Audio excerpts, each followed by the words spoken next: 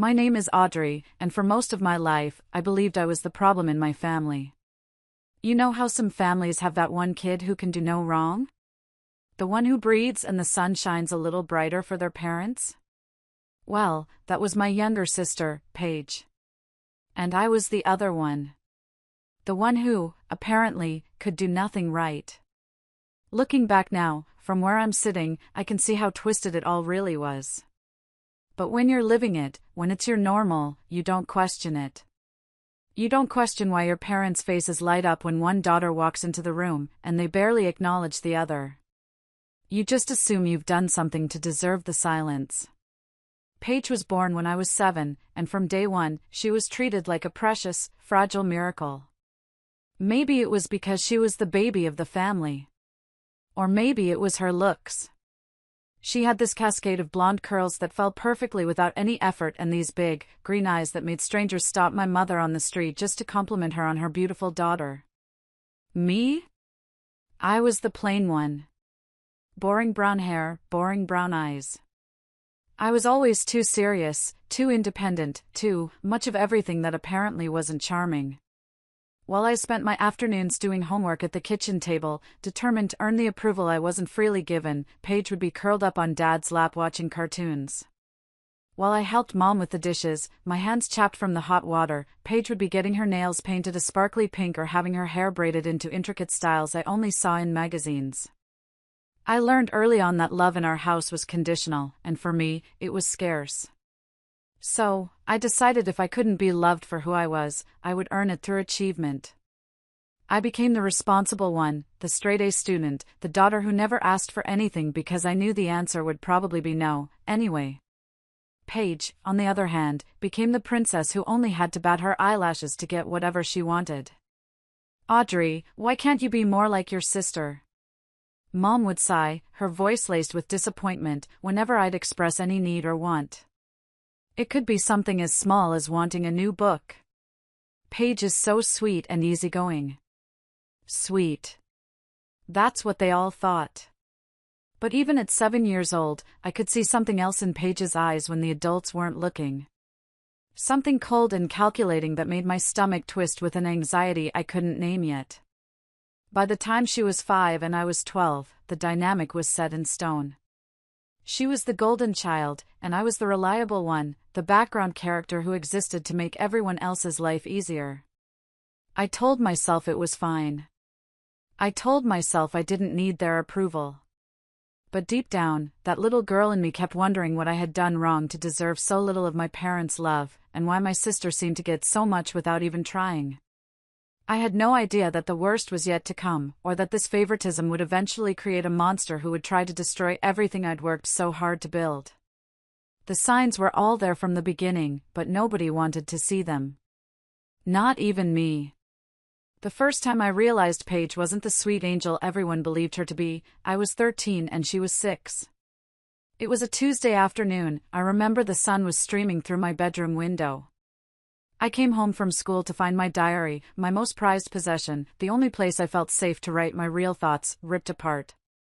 Pages were scattered across my bedroom floor like confetti from a twisted parade. When I ran crying to Mom, my throat tight with betrayal, Paige was right behind me, her face already crumpling into a mask of perfect, rehearsed sorrow. Crocodile tears streamed down her cheeks as she claimed she'd just been looking for crayons and accidentally knocked it off my desk. "I'm sorry, Audrey," she wailed, throwing her arms around Mom's legs in a dramatic display. "I didn't mean to." Mom melted instantly, scooping Paige up into a protective hug and shooting me a disapproving look. "It's just a diary, Audrey. Don't make such a big deal about it. She's just a little girl." But I had seen Paige's face for just a split second before she started the waterworks. She'd been smiling. Actually smiling, a little smirk of pure satisfaction. That's when the real torment began. It was never anything big enough to be undeniable. It was a campaign of quiet cruelty. She'd go through my backpack when I wasn't looking, sometimes taking my homework or throwing away my lunch. When I'd complain, she'd deny it with such convincing innocence that even I started doubting myself. "Maybe you forgot to pack it," Mom would suggest, her voice laced with that familiar tone of tired patience. "You're getting so absent-minded lately, Audrey." The food sabotage was particularly cruel. Paige discovered I was lactose intolerant before I even had a name for it. She started slipping milk into my orange juice or hiding cheese in my sandwiches, then she'd watch with this cold, detached fascination as I'd double over with stomach cramps an hour later. "Poor Audrey is sick again," she'd announce to anyone who'd listen, her voice dripping with fake concern. My belongings became casualties in her one-sided war against me.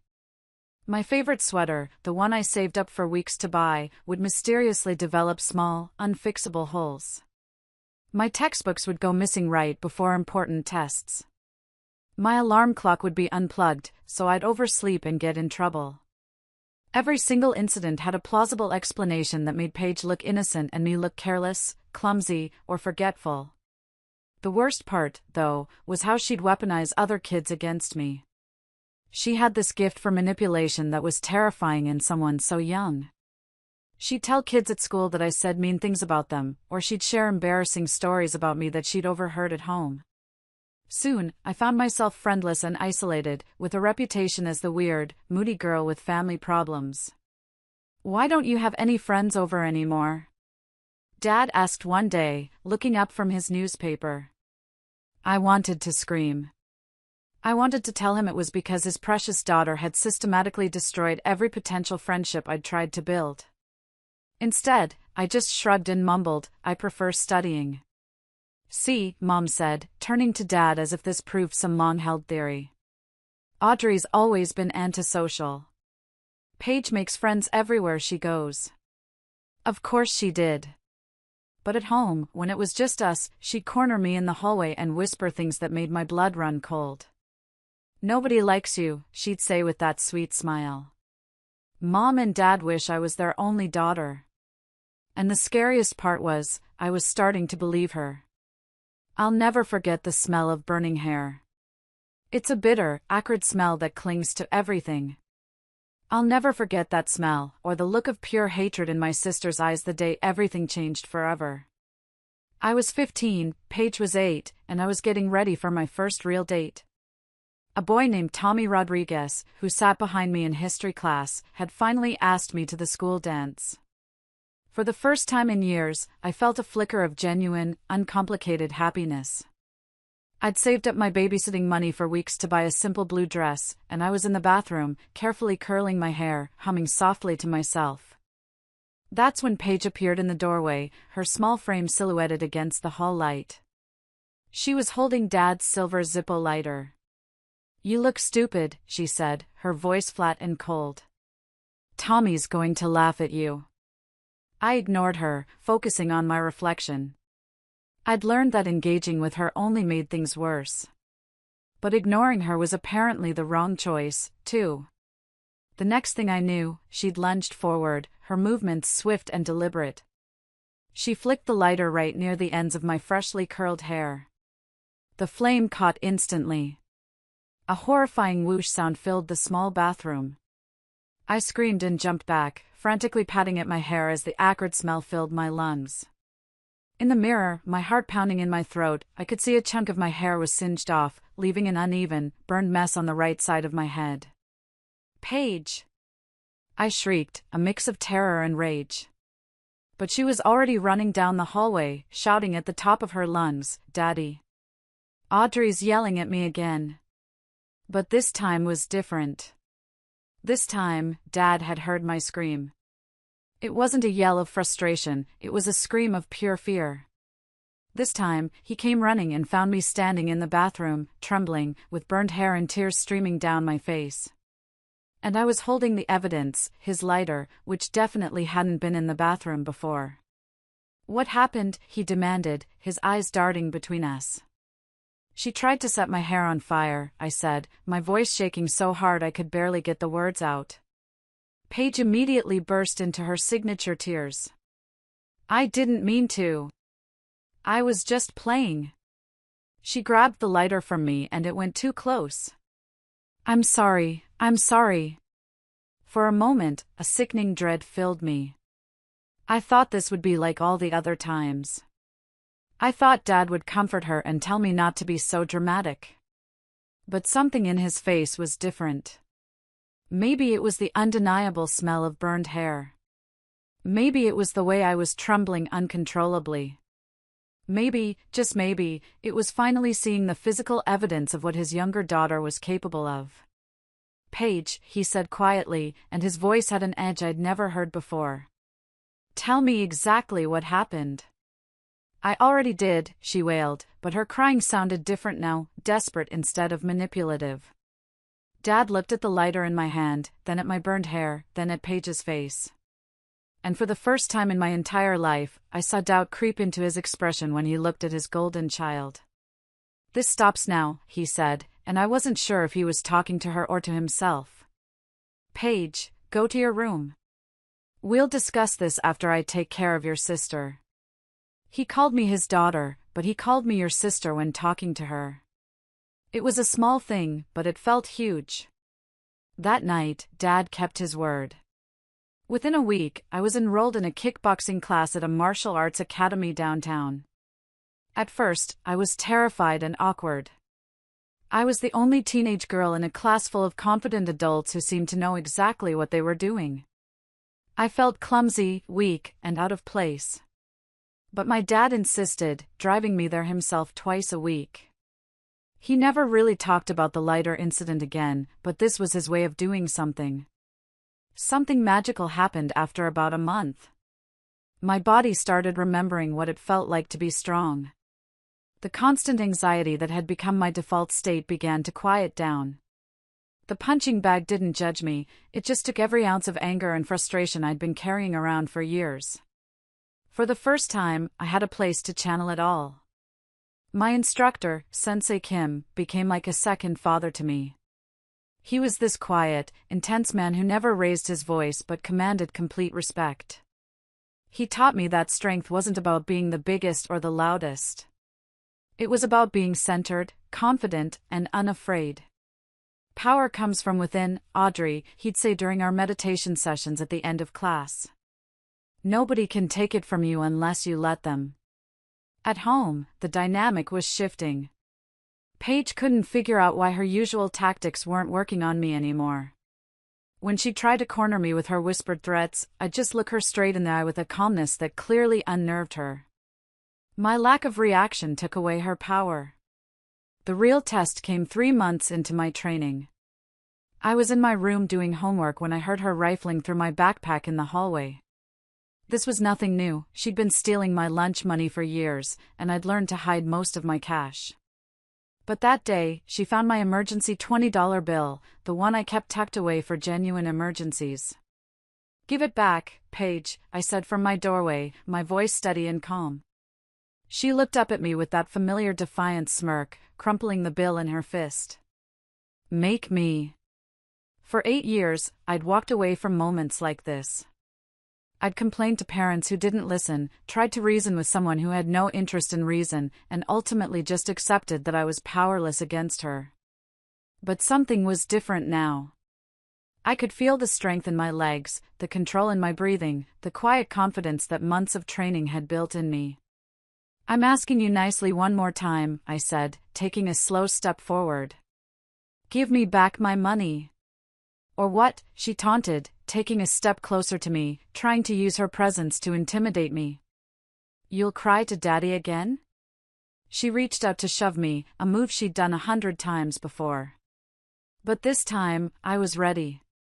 I caught her wrist gently but firmly, applying just enough pressure from a technique Sensei Kim had taught me to stop her movement without hurting her. The look of pure shock on her face was priceless. For the first time in her life, someone had physically stopped her from doing exactly what she wanted. Her smirk vanished, replaced by a flicker of fear. "I don't want to hurt you," I said quietly, my eyes locked on hers. "But I'm not going to let you hurt me anymore, either." I held her wrist for a second longer, then released it. She snatched her hand back, the crumpled $20 bill falling to the floor between us. Without another word, she turned and stormed off to her room. I bent down, picked up my money, and went back to my homework. The war wasn't over, but I had just won a major battle. When Paige couldn't physically intimidate me anymore, she adapted her strategy like a predator learning new hunting techniques. The direct attacks stopped, but they were replaced by something much more insidious, a cold, calculated campaign designed to make me feel invisible and worthless in my own home. She'd give me the silent treatment for weeks at a time, acting like I simply didn't exist. If I spoke to her at the dinner table, she'd look right through me and ask someone else to pass the salt. When forced to acknowledge my presence, she'd use this tone of voice that somehow managed to convey complete disgust without actually saying anything offensive enough for our parents to notice. She also became a master of the backhanded compliment, usually delivered in front of our parents to maximize the effect. "Audrey's so lucky she doesn't care about how she looks," she'd say sweetly at a family gathering. I wish I could be that confident about being plain. Mom would just laugh and ruffle Paige's perfect hair. "You're terrible," she'd say fondly, as if it were a cute joke instead of a cruel, targeted insult. But here's the thing about bullies who can't break you anymore: they start losing their power, and that desperation becomes obvious. I was done reacting to her provocations, done trying to defend myself, done caring whether she liked me or not. Her words were just noise now. Instead, I threw myself into my studies with a focus that surprised even me. I joined the debate team, I volunteered at the local library, and I spent my evenings working on scholarship applications. My bedroom became my sanctuary. Every hour I spent building my future was an hour I didn't have to spend thinking about my toxic home life. It was my escape plan. My junior year, Mrs. Patterson, my guidance counselor, called me into her office. She had this huge smile on her face that made me nervous.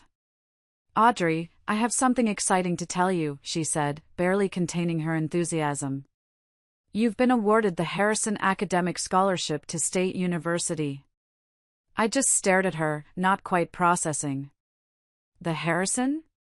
But that's full tuition, room and board, plus a stipend for books," she finished for me, her eyes twinkling. "A full ride. For years completely paid for, as long as you maintain a 3.5 GPA. Audrey, this scholarship is incredibly competitive. They only give out 3 per year in the entire state." That night at dinner, I shared the news. Dad's face lit up with genuine pride. "Audrey, that's incredible. I'm so proud of you." Mom seemed pleased but distracted, her mind already on logistics. "That's wonderful, honey. Will you still be able to come home on weekends to help with things around here?" But it was Paige's reaction that told me everything I needed to know. For just a moment, her carefully constructed mask of sweet indifference slipped, and I saw pure, unadulterated rage flash across her face. Not disappointment that I'd be leaving. Not sadness. Just rage. Rage that I was succeeding. Rage that I was getting away. In 8 months, I'd be free. And for the first time, I saw that she was the one who was trapped. College was like stepping into an alternate universe. Nobody at State University knew about my complicated family dynamics or my years of being the family scapegoat. For the first time in my life, I could just be Audrey. And I threw myself into campus life with the enthusiasm of someone making up for lost time.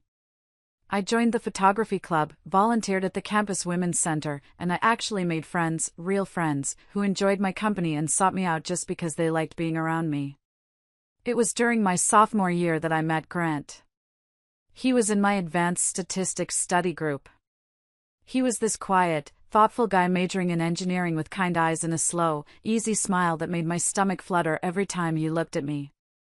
What struck me most was how genuinely interested he seemed in what I had to say. He'd ask questions and actually listen to the answers. Our first date was to a tiny coffee shop off campus. We ended up talking for 4 hours straight about everything and nothing. He told me about growing up as the middle child in a loud, happy family of 5 kids, about his dream to design sustainable housing, and about his ridiculous fear of heights despite wanting to build skyscrapers. I found myself opening up to him in ways I'd never done with anyone before. I told him about my scholarship, my love for photography, my complicated relationship with my family, though I kept the worst details to myself. Some stories were too heavy for a second date. "You're different from other girls I've known," he said as he walked me back to my dorm, his hands in his pockets. "You're so independent and strong, like you know exactly who you are." I almost laughed. If only he knew that strength was just a shield I'd built out of necessity. Grant and I became inseparable. He was patient and gentle, treating me like I was precious instead of an inconvenience. When I finally told him about my martial arts training, he wasn't intimidated. Instead, he thought it was cool and asked if I'd teach him some basic moves. We were happy. It was a simple, uncomplicated happiness I'd never known before. But life has a way of throwing curveballs when you least expect them. During the spring semester of my junior year, I realized I was late. Not just a few days late, 2 weeks late, with a wave of nausea in the mornings that I couldn't ignore anymore. The pregnancy test from the campus health center showed 2 pink lines that changed everything in an instant. I sat on the cold tile floor of my dorm room bathroom, staring at that little plastic stick, feeling my carefully planned future crumbling around me. I'd worked so hard to escape my chaotic family life, to build something stable and predictable for myself. A full-ride scholarship, a degree, a career, that was the plan. A baby was not part of the plan. When I told Grant, his face went through every possible emotion in about 10 seconds: shock, fear, worry, and then, finally, a quiet determination. He took my hands in his. "Okay," he said softly. "Okay. We'll figure this out. Whatever you want to do, Audrey, we'll figure it out together." "I don't know what I want," I admitted, my voice trembling. "I never planned for this to happen now." "I know," he said, his grip tightening on my hands. "But Audrey, I love you. I've been trying to work up the courage to tell you that for weeks. If you want to keep this baby, I want to do this with you. I want to marry you." And just like that, my life took another turn I never saw coming. We got married at the courthouse that summer. It was a simple affair, just us and 2 friends as witnesses. I was determined to make it work, to build the stable, loving family I never had. Our daughter, Hazel, was born that winter. She was perfect. And for a while, we were happy. Exhausted, broke college students with a newborn, but happy. The first betrayal happened when Hazel was 6 months old. I found the text messages on Grant's phone completely by accident. I'd grabbed it instead of mine from the kitchen counter when Hazel's pediatrician called back, and the screen lit up with a notification from a name I vaguely recognized: Rebecca. "Last night was incredible. When can I see you again?" I stood there in our tiny, cramped kitchen, holding our fussy baby, staring at words that shattered my world into a million pieces. Rebecca was a girl from his engineering program, someone he'd mentioned casually a few times as a study partner. My mind raced, replaying the last few weeks. The late nights at the library, the times he came home smelling faintly of a perfume that wasn't mine. It all clicked into place with sickening clarity. When Grant came home that evening, I was sitting at our small dining table. I didn't cry. I didn't scream. I just placed his phone in the center of the table like it was evidence in a courtroom. "We need to talk," I said, and the coldness in my voice made him go completely pale. He didn't even try to deny it. To his credit, he broke down. He sat across from me, put his head in his hands, and told me everything. It had been going on for 3 weeks. He said he was stressed about money, about his final exams, about being a father so young. He said she was just an escape, a stupid mistake, and that it meant nothing. "It meant nothing," he sobbed, tears streaming down his face. "Audrey, I swear to you, it meant absolutely nothing. I love you. I love Hazel. I never wanted this to happen. Please, please don't leave me." I wanted to scream at him. I wanted to throw things. I wanted to pack a bag, take my daughter, and walk out that door and never look back. But where would I go? Back home, to the suffocating judgment of my parents and the triumphant smirk of my sister? Dropping out of school, becoming a single mother with no degree and no job prospects. The thought was terrifying. It felt like a cage. So, I made a choice that I'm still not sure was right or wrong. I chose to forgive him. "This never happens again," I said, my voice steady despite the earthquake happening inside my chest. "Not ever. If you want to leave, leave now. But if you stay, you are choosing this family, completely and without question. There are no more chances after this."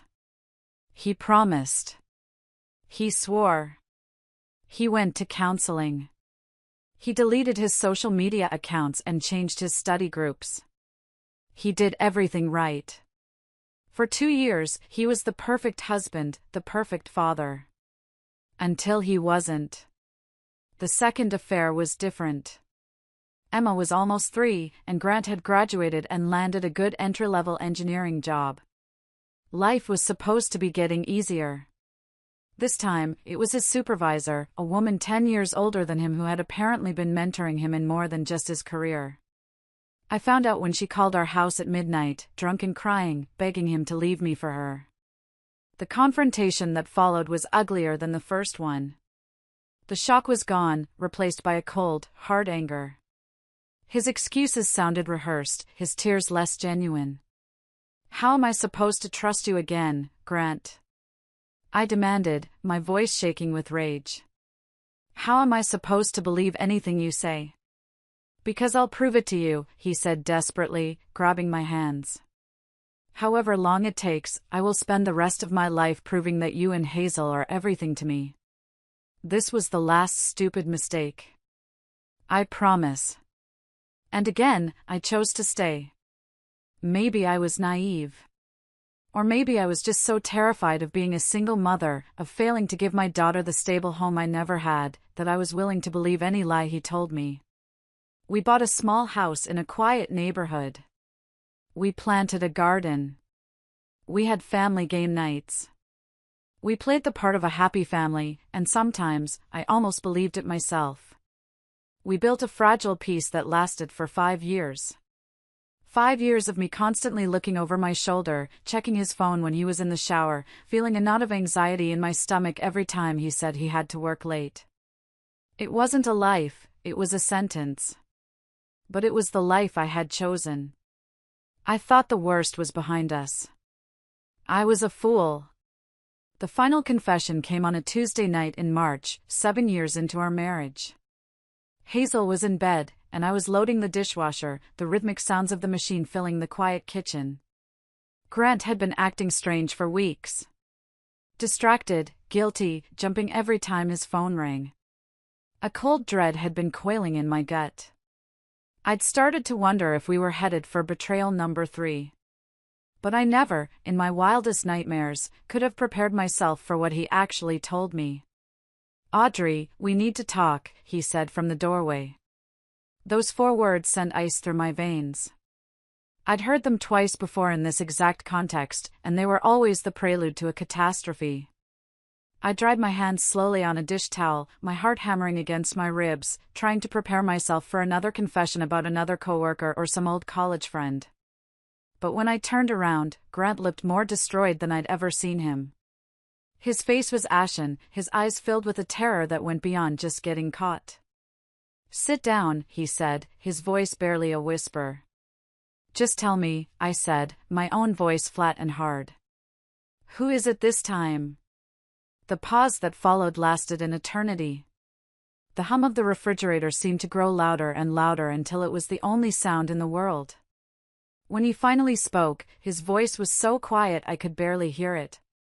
"It's Paige." For a moment, my brain couldn't process the 2 words. They didn't fit together. It was like he was speaking a foreign language. "What do you mean, it's Paige? My sister Paige?" He nodded, unable to meet my eyes. "Audrey, I'm so sorry. I never meant for this to happen.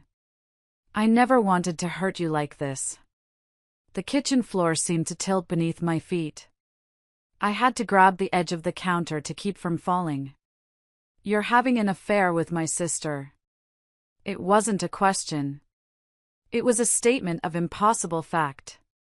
It started 6 months ago, he said, the words tumbling out like he'd been rehearsing the speech, desperate to get it over with. She came to visit for Christmas, she was going through a hard time, and we were just talking, and somehow, it just happened. 6 months? The number hit me like a physical blow. You've been sleeping with my sister for 6 months. My mind flashed through the past half year. All those family dinners. All those phone calls. All those times she'd hugged me, asked about Hazel, and acted like she cared about our family. All while she was sleeping with my husband. The betrayal was so profound, so complete, it felt like it was rewriting my entire life. Grant was crying now. Ugly, desperate sobs that I felt nothing for. There's more, he whispered, his head in his hands. I actually laughed. A dry, humorless sound that scraped my throat.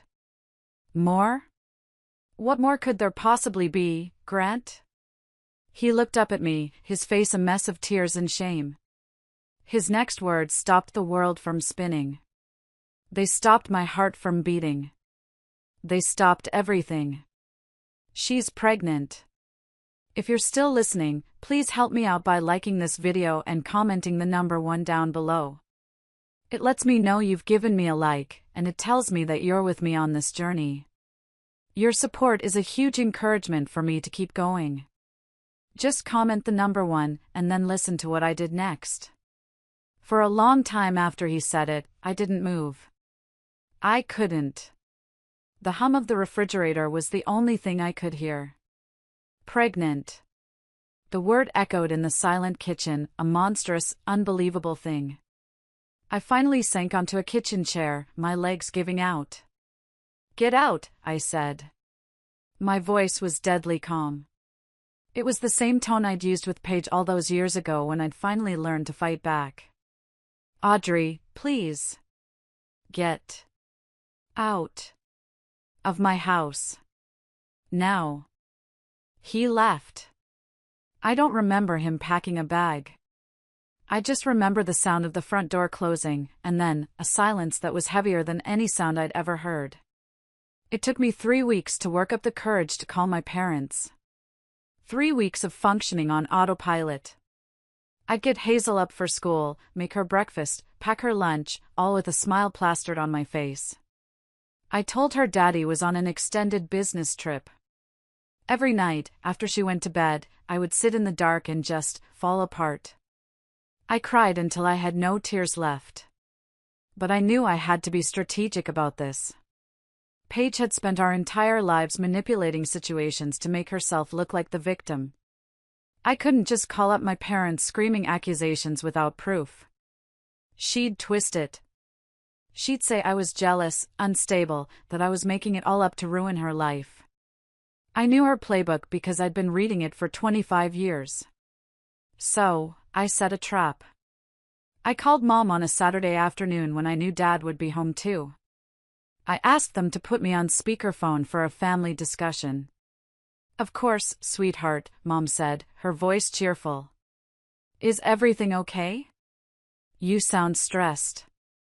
Actually, no. Everything isn't okay, I began carefully. Grant and I are having some serious problems, and I need to talk to you about Paige's involvement. There was a pause. Paige's involvement? Dad asked, his voice laced with confusion. What does Paige have to do with your marriage? Well, that's what I'm hoping you can help me understand, I said, keeping my voice neutral, almost detached. Grant told me that she's been calling him a lot lately, and Hazel mentioned seeing her car at our house one afternoon when I wasn't there. I'm just trying to figure out what's going on.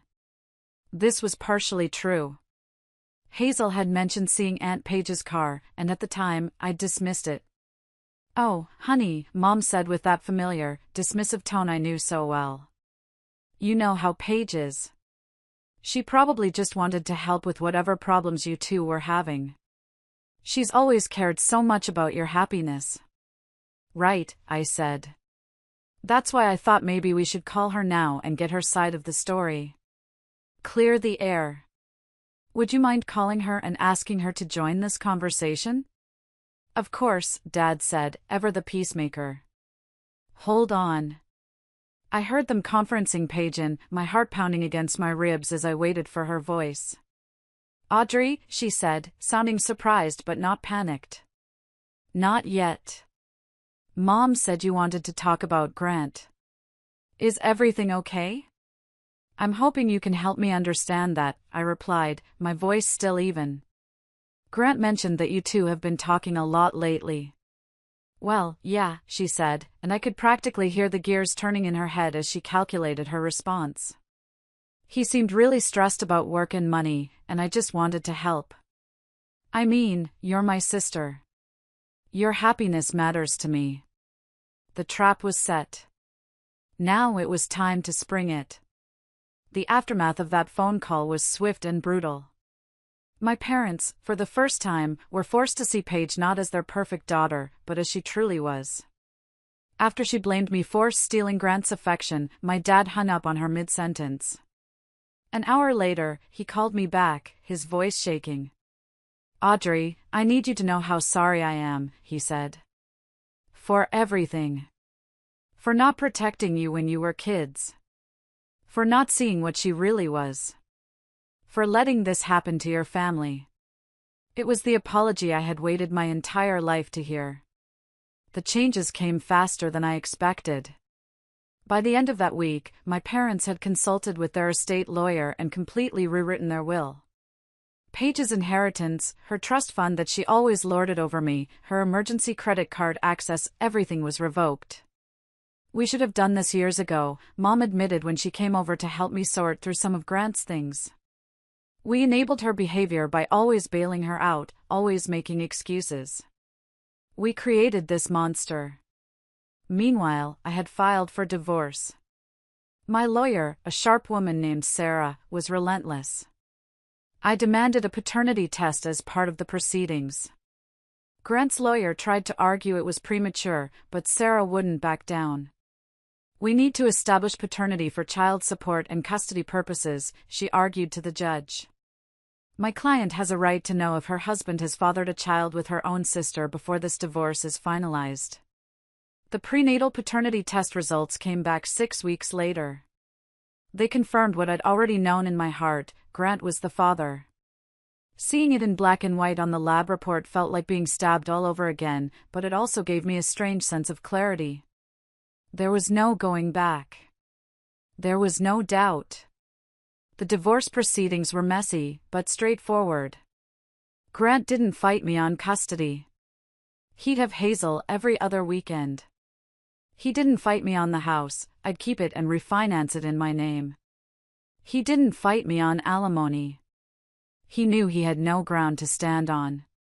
Paige, meanwhile, was spiraling. With her financial safety net gone and her family relationships destroyed, she was facing the reality of single motherhood without the support system she'd always taken for granted. She was pregnant, alone, and broke.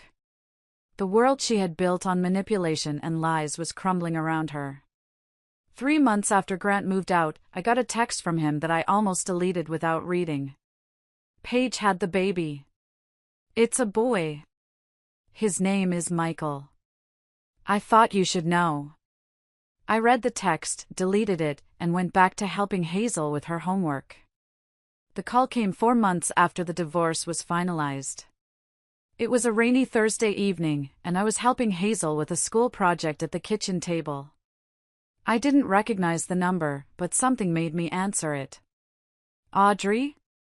The voice was so broken and small that it took me a moment to realize it was Paige.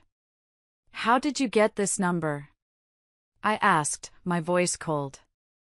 I got a new phone. Audrey, please don't hang up, she begged, her voice cracking. I know you hate me, and I know I deserve it, but I need to talk to you. I walked into the living room, out of Hazel's earshot. What do you want, Paige? I'm in trouble, she said, and I could hear crying in the background, a baby crying. Real trouble. I got evicted last month. I'm staying at this horrible motel, and I don't have money for another week. Michael is sick, and I can't afford to take him to the doctor, and I don't know what to do. I felt nothing. No sympathy, no sisterly concern, nothing but a cold, hard detachment. That sounds difficult. Audrey, please, she sobbed. I know I destroyed everything. I know I ruined your marriage and hurt you in the worst possible way, but I'm begging you. Not for me, but for Michael. He's innocent in all of this. Is Grant helping you? I asked, the question purely clinical. There was a bitter, humorless laugh on the other end of the line. Grant moved to Denver for a new job. He sends $300 a month in child support, which barely covers diapers and formula. He's seen Michael twice since he was born. I see. I'm desperate, she continued, her voice rising with panic. I've been calling Mom and Dad for weeks, but they won't even take my calls. I tried to go to their house, but they had the locks changed. I have no one left. The irony wasn't lost on me. Paige, who had spent her entire life destroying my relationships and undermining my happiness, was now completely alone and asking for help from the one person whose life she'd systematically ruined. What exactly are you asking me for? I asked. Just a loan, she said quickly. Enough to get into an apartment and pay the first month's rent. Maybe $2,000. I'll pay you back, I swear. As soon as I get on my feet. $2,000. About half of what Grant paid me in monthly alimony. Money I could easily afford to give her. Money that would solve her immediate crisis. Please, Audrey, she begged, her voice just a whisper now. I know I don't deserve anything from you. But Michael does. He's your nephew. He's Hazel's brother. Half-brother, I corrected automatically. Right. Half-brother. But still, family. Family. That word. The word that had been used as an excuse for her behavior for my entire life. As Paige pleaded on the other end of the line, my mind went somewhere else. I thought about 7-year-old me, finding my diary torn to shreds. I thought about 14-year-old me, watching my sister smile as I doubled over in pain from the milk she'd secretly added to my food. I thought about 15-year-old me, with my hair on fire and my sister holding the lighter. I thought about my wedding day, and Paige hugging me, telling me how happy she was for me, her eyes shining with fake sincerity. I thought about Christmas dinner, watching her play with my daughter, Hazel, all while she was planning to seduce my husband. I thought about the 6 months of betrayal, 6 months of her looking me in the eye and pretending to care about my family while she was actively destroying it. Audrey, please, her voice pulled me back to the present. I'm not asking you to forgive me or have a relationship with me. I just need help getting back on my feet so I can take care of my son. And in that moment, all the years of pain, frustration, and quiet suffering coalesced into a single, unshakable point of clarity. The cycle had to end. Here. Now. No, I said quietly. There was a stunned silence on the other end. What? No, I repeated, my voice stronger now. I won't help you. I won't give you money. I won't co-sign an apartment lease. I won't provide references for jobs. I won't do anything to make your life easier. But why? I'm your sister, she sputtered, the desperation turning into disbelief, then into her old, familiar anger. I can't believe you're being this cruel. Cruel? I interrupted, a sharp, humorless laugh escaping my lips. You want to talk about cruel? You made your choices, Paige. You chose to pursue my husband. You chose to have an affair behind my back for 6 months. You chose to get pregnant with his child. You chose to destroy my marriage and break up Hazel's family. Now you get to live with the consequences of those choices. After everything we've been through, she shrieked.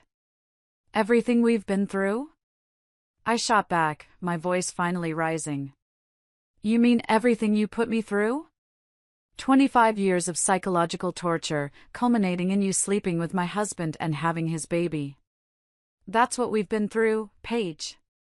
I didn't wait for a response. I hung up the phone and, with a sense of finality that felt like breathing fresh air for the first time, I blocked her number. The cycle was finally, blessedly broken. 5 months later, I was sitting in my boss's office at the marketing firm where I worked.